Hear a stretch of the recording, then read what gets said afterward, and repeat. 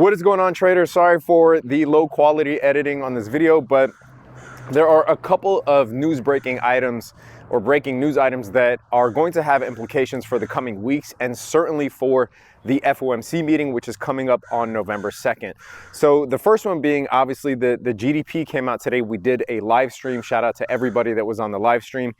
So we did a live stream today for the GDP. The GDP came out positive, 2.6% growth, more than expected. Now, the reason that this is breaking is because we don't know how the Fed is going to react to this positive GDP, right? If GDP came in lower than expected, then there would be more impetus or more of a reason for the Fed to slow down rate hikes.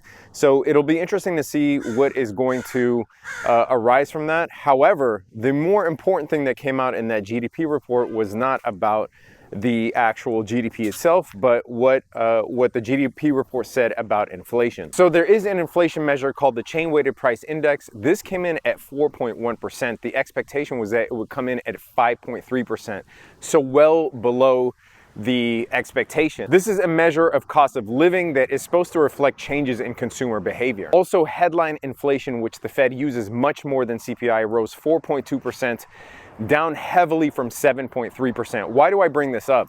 Well, if inflation looks like it's already slowing down, then the Fed is much more likely to give us signs of when they are going to pivot or pause on November 2nd. Now, it doesn't mean that they are going to pivot or pause on November 2nd, and I'll talk about why there is a possibility that they do a less than 75 basis point rate hike. However, all signs point to the Fed actually giving us a sign or a signal of when they are going to pause or pivot, which is extremely important as it relates to the treasury markets and the bond markets. And this is why you are seeing bond yields drop as bond investor confidence has risen. And this is the reason that we actually bought calls on TLT, which are up 70% now. We bought calls on TLT last week. TLT has been rising steadily the last 3 days, and I expect TLT to keep going up. Our calls expire in January, so I expect TLT to keep going up steadily, even if it experiences some volatility in the interim. But I expect bond yields to drop as Fed expectations become more and more known. Because what makes bond yields rise sharply is the lack of expectation on when the Fed is going to halt or pivot, right? When there's a lack of expectation coupled with the expectation that the economy is slowing down, then bond investors are going to be much less likely to lock in bond yields.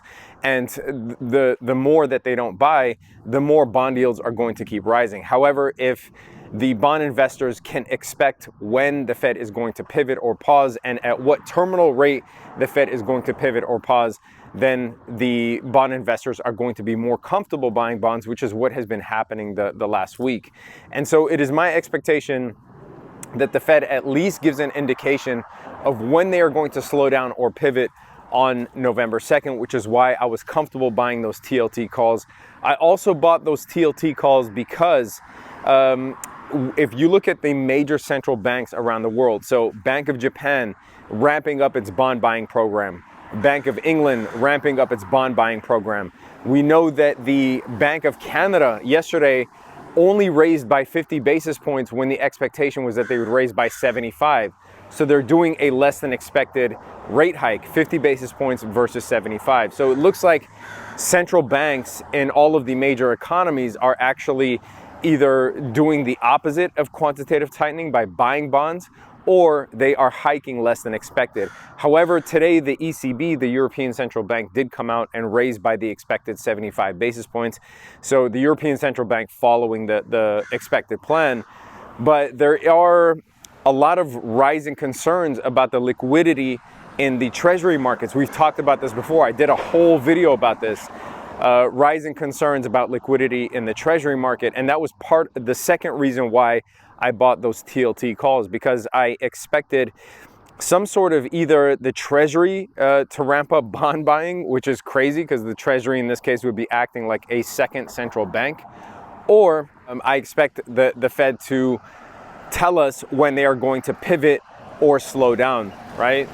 Because of the worries about the liquidity in the treasury market. So liquidity in the treasury market is super important, because if there's no liquidity in the treasury market, then bond yields rise rapidly, making everything more expensive. Also, there is a much higher risk that things in the financial system break, because treasuries are the way that governments raise money. Treasuries are also used as collateral in things such as the overnight repo market.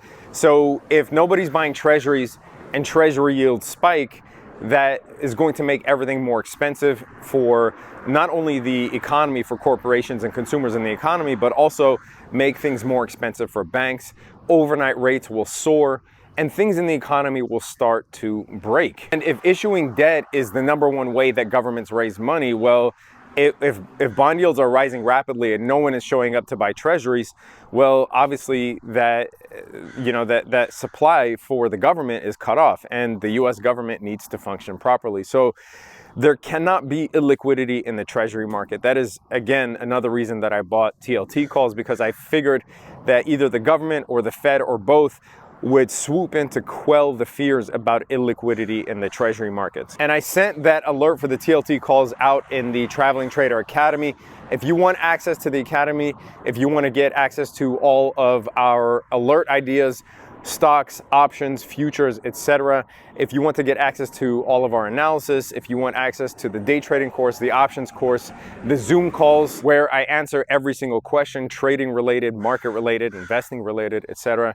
Link is in the description below. Would love to have you. Again, sorry for the low quality editing on this video. I just wanted to get this out. So the conclusion is that on November 2nd, that the Fed will either slow down, come in at less than 75 basis points for the rate hike, or that they will give an indication of when they are going to slow down. And both of those things, I think, will keep the market happy, and also will allow bond yields to continue coming down. I'm going to stay in those TLT calls for possibly another month or so. I'll see how it is. I might sell half of them now since they're up 70% and hold the rest. Not really sure at the moment. But it is my expectation that the Fed at least signals when they are going to slow down, if they don't already slow down on November. They might do a 75 basis point rate hike in November and then slow down in December. But either way, I think they will give an indication of a slowdown, and I think the market will like that. Obviously, we will be live streaming on November 2nd. I'm not Nostradamus. This is just my assumption and my thesis based on my analysis of the markets currently. Obviously, Jerome Powell can come out and say whatever the fuck he wants, so don't hold me to it. But we will be live streaming on November 2nd, so tune into the channel for that. Anyway, traders, sign up if you want access to all of our alerts, analysis, etc. Hit that thumbs up if you got anything out of this video. Leave a comment down below. Let me know what you think the Fed is going to be doing. Stay safe out there, traders. Peace.